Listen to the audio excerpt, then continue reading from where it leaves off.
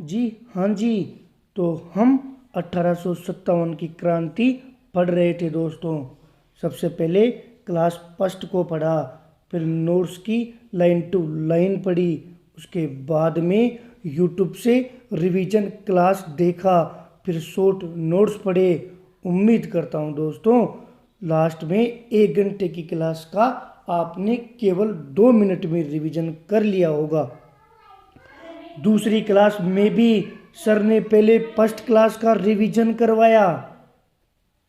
Class 2 revision की कड़ी में मैं आप सबका हार्दिक स्वागत करता हूं। दोस्तों हम पढ़ रहे थे नीमच में क्रांति। आपने पढ़ा कि नीमच में 3 जून को हीरा सिंह के नेतृत्व में क्रांति हो जाती है और यहाँ पर सोरजेंट नामक के अंग्रेज को, उसकी वाइफ को और उसके बच्चे को मार दिया जाता है। दोस्तों इस बात को ऐसे याद रखना कि आपको सो अर्जेंट काम था, उसके बाद में भी आप 3 जून को नीम के नीचे गए और वहाँ पर आपको हीरा मिला।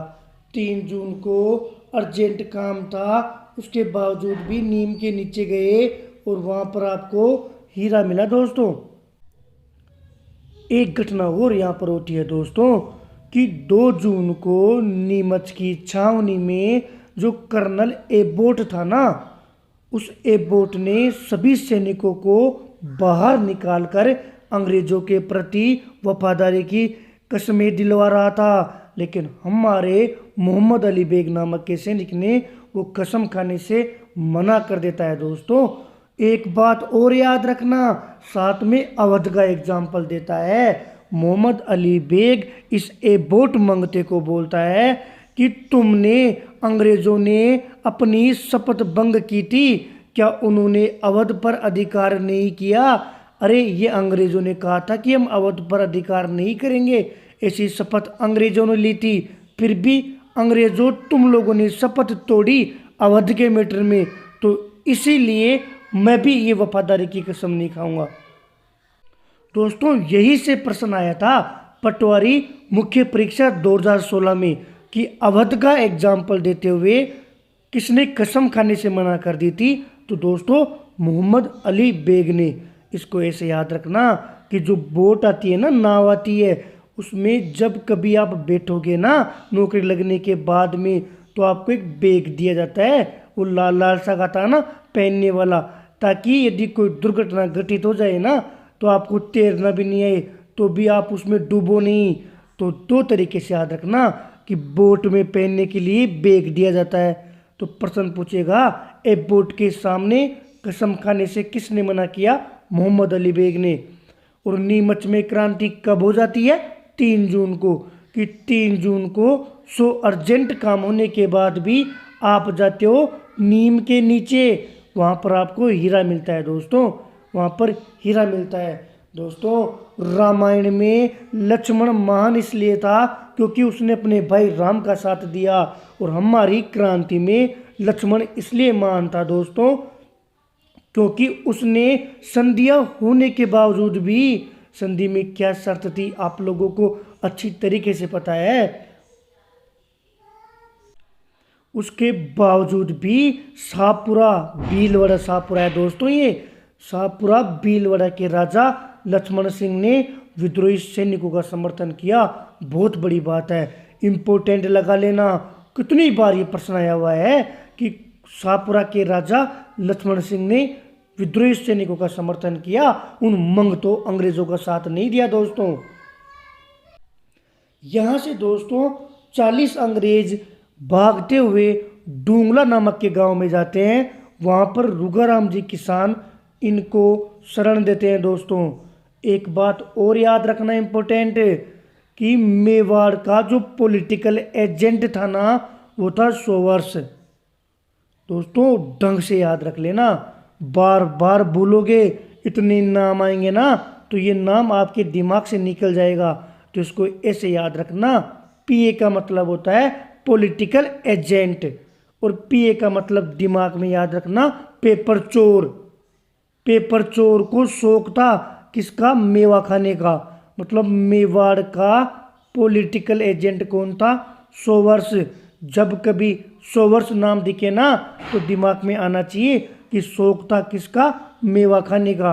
और जब कभी मेवाड़ दिखे ना तो नाम याद आना चाहिए। मेवाड़ का मतलब दोस्तों उदयपुर की बात कर रहा हूं।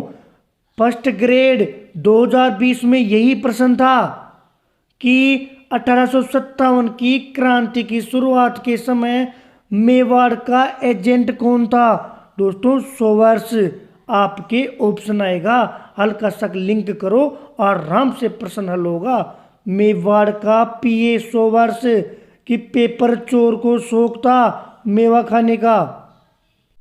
दोस्तों आगे पढ़ते हैं कि जो मेवाड़ का पॉलिटिकल एजेंट पीए था ना 100 वर्ष, वो भक्त सिंह की हेल्प लेकर नीमच जाता है। दोस्तों वहाँ से 40 अंग्रेजों को डूंगला गांव से उदयपुर लेकर आया। दोस्तों जहाँ पर उदयपुर का महाराणा था स्वरूप सिंह, उसने उनको जगमंदिर महलों में रखा। दोस्तों जो पहली बार जीके पढ़ रहे हैं ना, याद रखना जगमंदिर महल जो है ना वो पिछोला झील के किनारे स्थित है। ऐसे याद रखना कि जग सुना सुना लागे तेरे बिना, इसलिए तेरा पीछा नहीं छोड़ने वाले। मतलब जो जग मंदिर है ना वो पिछोला झील के किनारे हैं। और सुना सुना लगता है कि जग सुना सुना लागे, क्यों? क्योंकि तेरा जो स्वरूप है ना वो देखने लायक है। और वो स्वरूप उदयपुर की बात कर रहे हैं दोस्तों कि उदयपुर का महाराणा था स्वरूप सिंह। कहाँ पर अंग्रेजों को उसने रखा? जगमंदिर महलों में। जगमंदिर महल कौन सी झील के किनारे हैं? पिछोला झील के किनारे। और एक नाम और याद रखना दोस्तों, अर्जुन सिंह सहीवाला। इसने क्या किया था दोस्तों? इसने नीमच की जनता का विश्वास जीता था दोस्तों, रोटियां खाकर। हल्की सी लाइन याद रखना, जब आप टीचर बन जाओ ना तो अपनी स्कूल में जो भी बच्चा आपको परेशान करे ना, या फिर गांव में रिश्तेदार में जो भी परेशान करे, तो उसके नाम के पीछे लगा देना सही वाला। तो वो सोचेगा यार ये तो मेरे को सही मानता है। उसी प्रकार उसके नाम के पीछे सही वाला लगा देना, ताकि वो भी आपका विश्वास जीत सके और आपको बुरा नहीं बोले। जो दुश्मन हो ना सही वाला लगा देना उसके। उसी प्रकार अर्जुन सिंह सही वाला को याद रखना कि रोटियां खाकर नीमच की जनता का विश्वास जताया था इसने। एरिनपुरा। दोस्तों एरिनपुरा की जो घटना है ना उसको मैं एक कहानी के माध्यम से समझाने वाला हूँ। इसके आगे पूरा में कहानी से रिलेट करेंगे दोस्तों। एरिनपुरा को देखते ही आंखें बंद करना और सोचना, अरे रीट पूरा कर देती मेरा सपना। अरे रीट पूरा कर देती मेरा सपना। एरिनपुरा को ऐसे ही पढ़ना है। अरे रीट पूरा कर देती मेरा सपना, तेरे सामने शहीद स्मारक पर झोली फैलाई थी रे, झोली फैलाई थी। जो लिखा याद रखना, जोधपुर लीजियन। दोस्तों एरिनपुरा में था क्या? तो यहाँ पर जोधपुर लीजियन का मुख्यालय था। आगे पढ़ते हैं दोस्तों कि एरी रीट पूरा कर देती हमारा सपना। पहली बार रीट ने धोखा दिया था दोस्तों 2 अगस्त को। याद करो जब पहली बार हमारी रीट की एग्जाम चेंज हुई थी।